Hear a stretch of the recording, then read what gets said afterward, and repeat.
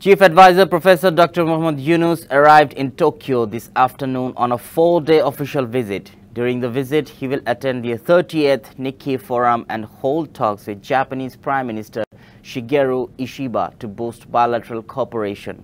A Cathay Pacific flight carrying the chief advisor and his entourage landed Narita International Airport at about 2:05 p.m.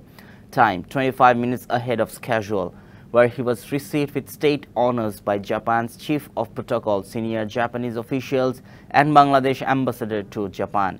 During the visit, 7 memorandums of understandings are expected to be signed, covering cooperation in investment and energy and technology sectors. An exchange of notes is also anticipated on budgetary support and the upgradation of the Jaidepur-Ishordi railway line to a dual-gauge double track. He also added that. নগদ পেমেন্টে 500 টাকা পর্যন্ত cashback আর লেনদেনে প্রতিদিন deep fridge এবং ঘন্টায় ঘন্টায় AC TV সহ দারুণ সব গিফট।